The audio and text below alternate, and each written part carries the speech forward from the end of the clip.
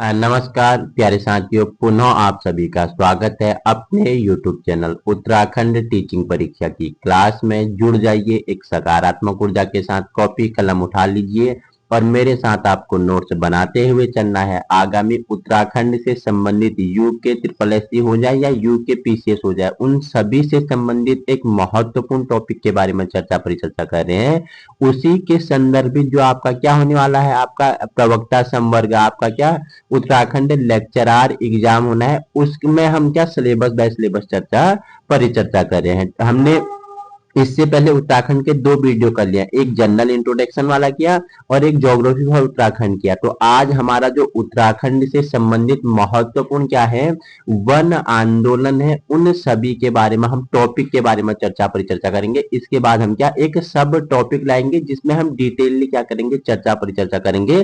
लेकिन यहाँ से बाहर नहीं आएगा, जितना आपके लिए इंपोर्टेंट है वो हमने यहाँ पे संलग्न किया हुआ है। बाकी इस वीडियो की पीडीएफ आपको यूके टीचिंग परीक्षा के टेलीग्राम ग्रुप में अवेलेबल हो जाएगी और वीडियो के नीचे मोर डिस्क्रिप्शन में मैं आपके लिए इसका लिंक भी क्या कर दूंगा, अटैच कर दूंगा। आप वहां से भी क्या कर सकते हो, डाउनलोड करके इसका फास्ट रिवीजन कर सकते हो। तो वन संबंधी अगर आपसे हम आंदोलन की बात करूं तो आपको पता है कि मनुष्य के लिए मनो का कितना महत्व है। वन ही ऐसा है जो मनुष्य मनुष्य के लिए क्या निस्वार्थ भाव से क्या करते हैं, सेवा करते हैं। ठीक है, चाहे वो फल हो जाए, फूल हो जाए, ठीक है, जलाने के लिए ईंधन हो जाए, वनों से सारी वस्तुएं ऐसी प्राप्त होती हैं। ठीक है, हवा हो जाए, ठीक है, उन हवाओं से ऑक्सीजन हो जाए। तो उन निस्वार्थ भावना के लिए मनुष्य क्या दे रहा है, वनों को अंधाधुंध उनका क्या कर रहा है, कहीं ना कहीं हरास कर रहा है, उन्हें नष्ट कर रहा है। दिन प्रतिदिन उनमें क्या कर रहा है, प्रदूषण से उन्हें क्या पहुंचा रहा है,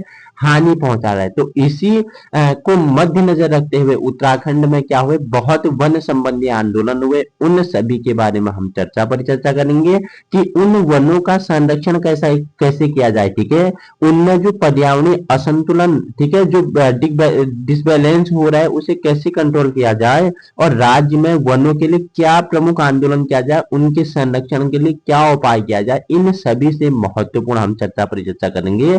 उसमें हम बात करें तो भारत का उत्तराखंड राज्य, ठीक है, उसमें गढ़वाल और कुमाऊं दो भागों में विभाजित है।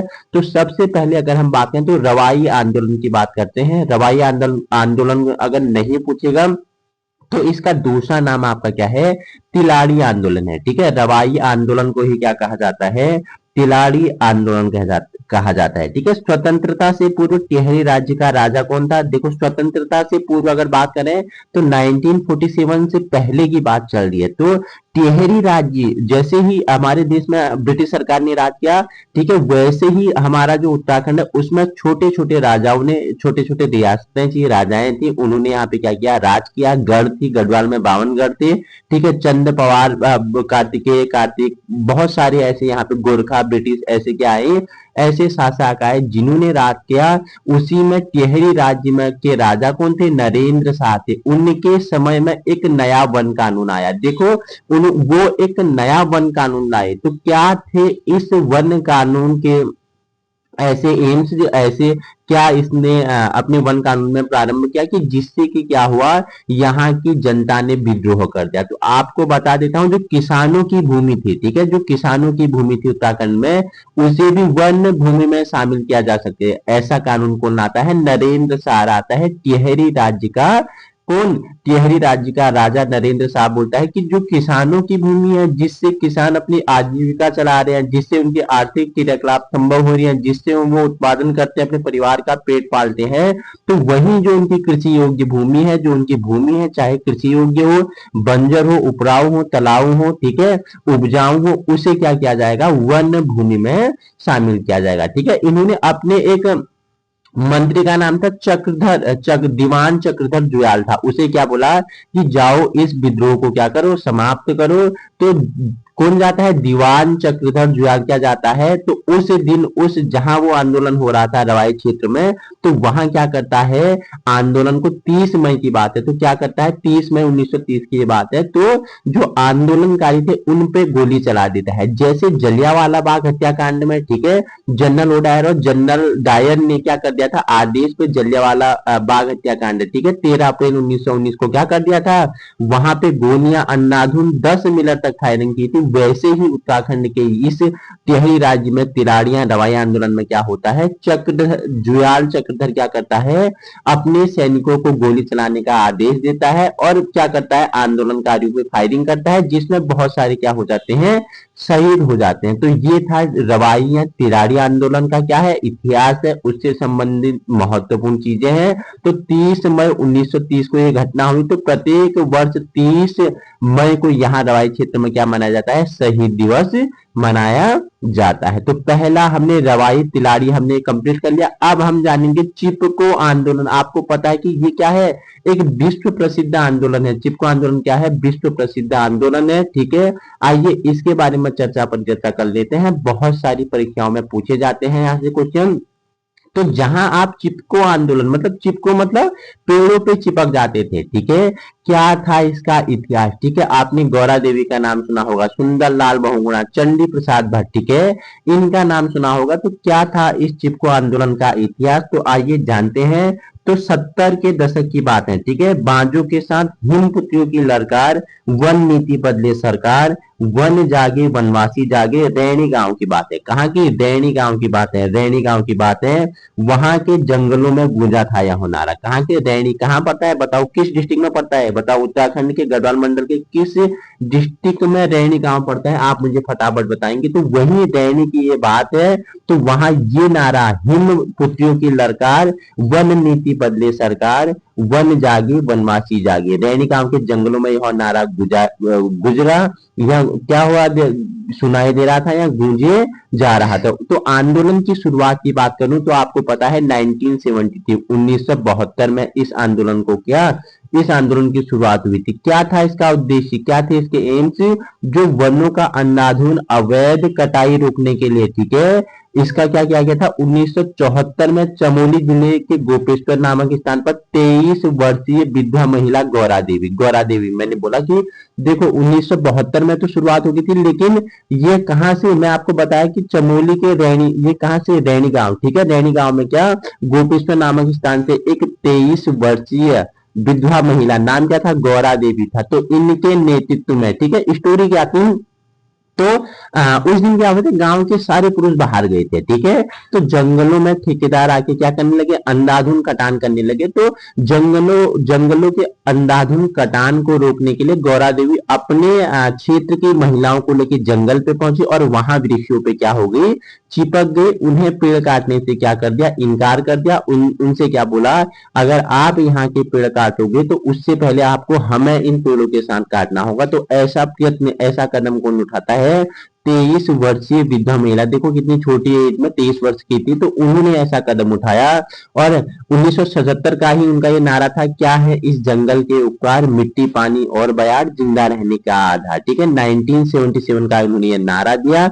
और उसी क्षेत्र में अगर बात करें तो सुंदरलाल बहुगुणा होगी, चंडी प्रसाद भट्ट, इंपोर्टेंट है, बहुत बार पूछा गया है कि निम्नलिखित में से उत्तराखंड के किस पर्यावरणविद को रेमन मैग्सेसे पुरस्कार से नवाजा गया, ठीक है। तो 1982 में किसे, रेमन मैग्सेसे पुरस्कार से किसे नवाजा गया, तो चंडी प्रसाद भट्ट को। और 1982 में किसे ज्ञानपीठ पुरस्कार मिला, आप मुझे बताना किसे मिला है, किसके लिए मिला है, ठीक है। और सुंदरलाल बहुगुणा ने क्या दिया था, एक नारा दिया, हिमालय बचाओ देश बचाओ का नारा दिया था, ठीक है। अक्टूबर 1977 में राज्य स्तरीय वन आंदोलन क्या हुआ था, प्रारंभ हुआ था। शुरुआत 1972 में हुई थी। गौरा देवी याद रखना है, सुंदर प्रसाद बहुगुणा और सुंदरलाल बहुगुणा और आपका चंडी प्रसाद भट्ट। तो ये आपके लिए इतना चिपको आंदोलन से महत्वपूर्ण था। नेक्स्ट आपका जो आंदोलन है वो है क्या, डूंगी पतोली आंदोलन, ठीक है, उत्तराखंड का है डूंगी पतोली, ठीक है। तो कहां से, चमोली से ही प्रारंभ होता है, ठीक है। जंगल किसका था, बांज का जंगल था, बांज का जंगल था। महिलाओं ने बांज के जंगल के कटान पर सरकार का क्या किया था, विरोध किया। सरकार द्वारा जब बांज जंगल का कटान किया जा रहा था तो महिलाओं ने, यहाँ की महिलाओं ने बढ़ चढ़ कर हिस्सा लिया और इसका क्या किया था, इसका विरोध किया था, ठीक है। तो डूंगी पतौली इंपोर्टेंट नहीं है। पानी राखो आंदोलन की बात करें तो 80 के दशक में, इंपोर्टेंट है, 80 के दशक में प्रारंभ हुआ। वहां पौड़ी गढ़वाल का एक गांव पड़ता है उफेरखाल गांव, उफेरखाल गांव से क्या, पानी राखो आंदोलन प्रारंभ होता है। क्यों किया गया, पानी की कमी को दूर करने के लिए। देखो वैसे पानी की कमी नहीं है, लेकिन जो पीने योग्य पानी है ना, पीने योग्य पानी की कमी है यहाँ पे, ठीक है। आपको पता है, ठीक है, कितना प्रतिशत समुद्र से घिरा हुआ है आप मुझे बताएंगे, ठीक है। खारा पानी बहुत है, जो पीने वाला पानी क्या है बहुत कम है, तो उसी पानी की कमी को दूर करने के लिए पौड़ी गढ़वाल के उफेरखेल गांव से, ठीक है, किसने, सच्चिदानंद भारती ने, शिक्षक थे, उन्होंने प्रारंभ किया था क्या, पानी रखो आंदोलन। और इन्हीं सच्चिदानंद भारती ने क्या किया था, दूधातोली लोक विकास संस्थान का भी क्या किया था, स्थापना की थी। तो ये था पानी राखो आंदोलन। सूत्रधार करता पूछेगा तो आपको याद रखना है किससे संबंधित है। पानी राखो आंदोलन मतलब कि पानी पानी पहाड़ी में, गढ़वाली में पानी को, जल को पानी बोलते हैं, ठीक है। तो इसको किसके द्वारा प्रारंभ किया गया, हमारे लिए वो इंपोर्टेंट होता, तो सच्चिदानंद भारती ने किया था, ठीक है। नेक्स्ट आपके लिए है रक्षा सूत्र आंदोलन, ठीक है। रक्षा सूत्र क्या होता है बताओ मुझे, ठीक है। जब आपके घर में कोई भी क्या होता है, शुभ कार्य होता है, तो आप अपने हाथों में क्या बांधते हो, रक्षा बांधते हो। तो वही रक्षा इन्होंने किस पे, पेड़ों पे बांधा, तो इसका नाम क्या रख दिया था, रक्षा सूत्र आंदोलन रख दिया, ठीक है। 1994 में टिहरी के भिलंगना क्षेत्र से, ठीक है, टिहरी के भिलंगना क्षेत्र से जितने आंदोलन हुए देखो टिहरी पे हुए हैं, गढ़वाल मंडल में ही हुए हैं, ठीक है। वृक्षों पर रक्षा बात कर उनकी रक्षा करना इनका क्या था, मुख्य उद्देश्य था। देखो खवाड़, भेटी, भिगुन, तिनगढ़ की महिलाएं क्या एक साथ हुई, उन्होंने क्या किया, वहां के जो जंगलों का क्या हो रहा था, कटान हो रहा था, उन पे क्या किया, रक्षा सूत्र बात के इन जंगलों की इन्होंने रक्षा की। और एक नारा दिया, इन्होंने बोला कि ऊंचाई पर पेड़ रहेंगे, नदी ग्लेशियर टिके रहेंगे। ऊंचाई अगर हाइट पे देखो पेड़ ही नहीं रहेंगे तो दिन प्रतिदिन क्या भूस्खलन भी होगा, ग्लेशियर भी पिघलेंगे और नदियां भी सूखेंगी। तो अगर ऊंचाई पे पेड़ रहेंगे तो नदी ग्लेशियर टिके रहेंगे, पेड़ कटेंगे पहाड़ टूटेंगे, पेड़ कट जाएंगे तो पहाड़ भी टूट जाएंगे, बिना मौत के लोग मरेंगे, जंगल बचेगा, देश बचेगा, गांव गांव खुशहाल रहेगा, ठीक है। देखो पेड़ों का हमारे जीवन में बहुत बड़ा महत्व है, ठीक है। चाहे वो आप सामाजिक दृष्टि से लें, आर्थिक दृष्टि से लें, या आप क्या लें बताओ मुझे, किसी भी अनुसार अगर लें तो पेड़ हमारे लिए महत्वपूर्ण है। अगर ऊंचाई पे पेड़ है तो भूस्खलन नहीं होगा, ग्लेशियर नहीं पिघलेंगे, पानी की कमी नहीं होगी, ऑक्सीजन की कमी नहीं होगी, पेड़ ही काट दोगे इन सभी की कमी होगी, जो हमारे लिए क्या होगा, बिना मौत मरने जैसा होगा। यही नारा किसमें दिया गया था, रक्षा सूत्र आंदोलन में दिया गया था। आपका नेक्स्ट आंदोलन है झपटो छीनो आंदोलन है, ठीक है, झपटो छीनो आंदोलन। देखो ये आपको झपटो छीनो मतलब कि इसमें क्या होगा, झपटो छीनो कुछ चीज छीना जा रहा है, ठीक है। रैनी, लाता, तोलमा आदि गांवों से जनता ने वनों पर परंपरागत हक बहाल करने तथा नंदा देवी राष्ट्रीय पार्क का प्रबंध ग्रामीणों को सौंपने के लिए ये झपटो छीनो आंदोलन कब 21 जून 1998 को इन्होंने क्या किया था, धरना प्रारंभ किया था झपटो छीनो आंदोलन में, ठीक है। नेक्स्ट आपके लिए है मैती आंदोलन, इंपोर्टेंट है, बहुत बार पूछा गया है। तो मैती जो आंदोलन है इसके प्रेरणा या सूत्रधारकर्ता कौन है, कल्याण सिंह रावत है, कल्याण सिंह रावत है। क्या इसकी स्टोरी है, मैती आंदोलन की स्टोरी की अगर बात करें तो क्या इसकी स्टोरी है, तो आपको बताता हूं। मैती शब्द का अर्थ गढ़वाल में क्या होता है, गढ़वाल में मैती को क्या कहा जाता है, मायका कहा जाता है। मायका किसे, मैती को कहा जाता है। इस अनूठे आंदोलन के जनक पूछेगा, सूत्रधार पूछेगा, प्रेरणा पूछेगा, तो कल्याण सिंह रावत है, कल्याण सिंह रावत आपका राइट आंसर हो जाएगा। इनके मन में एक विचार उपजा, ठीक है, कब 1996 में, 1996 में एक विचार उपजता है, किसके मन में, कल्याण सिंह रावत के मन में, ठीक है। इन्होंने क्या किया, जो ग्वालियर इंटर कॉलेज की छात्राएं थी उन्हें ये कहा ले गए थे, ग्वालियर इंटर कॉलेज की छात्राओं को शैक्षिक भ्रमण में के कार्यक्रम कहा, ये बेदनी विज्ञान में ले गए थे। और वहां इन्होंने क्या किया था, वनों की देखभाल के लिए तल्लीनता से जुटे देखकर श्री रावत ने महसूस किया कि पर्यावरण संरक्षण में युवतियों ज्यादा बेहतर ढंग से कार्य कर सकती हैं। देखो शैक्षिक भ्रमण गए थे तो छात्राओं की रुचि को देखते हुए इन्होंने महसूस किया कि जो पर्यावरण के क्षेत्र में जो छात्राएं हैं वो क्या कर सकती है, संरक्षण में अधिक कार्य कर सकती हैं। तो उसी को देखते हुए इन्होंने क्या किया, इस मैती आंदोलन का प्रारंभ किया। इसमें क्या होता है, इस आंदोलन के तहत आज विवाह समारोह के दौरान वर वधु द्वारा पौधा रोपने और उसके बाद मायके पक्ष के लोगों के स्तर पर उसकी देखभाल की परंपरा विकसित होगी। जैसे नई नई शादी होगी ना, तो यहाँ क्षेत्र में क्या होगा, वर वधु क्या करेंगे, अपने मायके, पहली बार जब मायके जाएंगे तो वहां एक पौधा रोपेंगे, ठीक है, पौधा रोपेंगे और उस पौधे की देखभाल फिर कौन करेंगे, उसके मायके वाले करेंगे, जब तक वह बड़ा ना हो जाए, विकसित ना हो जाए, फल देने न लग जाए, छाया देने न लग जाए, ठीक है। विवाह समारोह में वर वधु द्वारा पौधे रोपने की परंपरा प्रारंभ की गई। और देखो एक इंपोर्टेंट बात और आपके लिए है, देखो इस संगठन का जो संचालन के लिए अध्यक्षता चुनी जाती है ना, उसे किसका दर्जा, उसे दीदी का दर्जा प्राप्त है, ठीक है, उसे दीदी का दर्जा प्राप्त है। तो ये इंपोर्टेंट जो उत्तराखंड में वन संबंधी आंदोलन हुए उनके बारे में हमने परिचर्चा कर ली है। अब यहाँ वन संबंधी योजनाएं कार्यक्रम भी चलाए गए उनके संरक्षण के लिए, जैसे मिश्रित वन खेती मॉडल लाया गया था, ठीक है। कोट मल्ला रुद्रप्रयाग निवासी जगत सिंह चौधरी, जिन्हें जंगली के नाम से जाना जाता है, उनने यहाँ क्या क्या किया गया था, 30 वर्षों की मेहनत के बाद मिश्रित वन खेती का मॉडल तैयार किया था। वृक्ष मानव पूछेगा तो विश्वेश्वर दत्त सकलानी आपको पता है, ठीक है। उत्तराखंड में जो वृक्ष विहीन पहाड़ है वहां वृक्षारोपण करने का इनका किया जाता है, अपना अमूल्य योगदान है, जिस कारण है वृक्ष मानव के नाम से जाना जाता है। किसे? विश्वेश्वर दत्त सकलानी को। अपना गांव अपना वन हो गया, ठीक है। नागरिक एवं स्वयं वन विकास योजना होगी, वन पंचायत होगी, नर्सरियों को लगाना हो गया। दूधाटोली लोक विकास संस्थान उफेरखेल में हमने बताया सच्चिदानंद भारती ने क्या किया था, प्रारंभ किया गया था। इको टास्क फोर्स, ये क्या है, यहाँ के प्रमुख क्या है, वन संबंधी संरक्षण संबंधी क्या योजनाएं एवं कार्यक्रम रखे गए, ठीक है। इसके बाद हम क्या पढ़ेंगे, वन्य जीव एवं संरक्षण पढ़ लेंगे, ठीक है। वनों से है तो वन्य जीव wild life national park and wild life sanctuary के बारे में परिचर्चा करेंगे। राष्ट्रीय उद्यान हो गए, ठीक है, उसमें हम किसके बारे में, जिम कार्बेट हो गया, गोविंद राष्ट्रीय उद्यान हो गया, ठीक है, फूलों की घाटी राष्ट्रीय उद्यान हो गया। यहाँ से स्टेटमेंट बना के क्वेश्चन आ ही जाता है आपका, ठीक है, हर बार परीक्षाओं में। राजाजी राष्ट्रीय उद्यान होगा, गंगोत्री राष्ट्रीय उद्यान बहुत बार पूछा गया है, ठीक है। अगर हम वाइल्ड लाइफ की बात करें तो उसमें आपका गोविंद वन्यजीव विहार हो गया, केदारनाथ वन्यजीव विहार हो गया, अस्कोट वन्यजीव विहार हो गया, ठीक है। बिनसर, मसूरी और नंदौर, इन सभी के बारे में परिचर्चा करेंगे। उसके बाद हम इससे संबंधित क्या एमसीक्यूज लगाएंगे जो आपके लिए कहीं न कहीं इंपोर्टेंट होगा।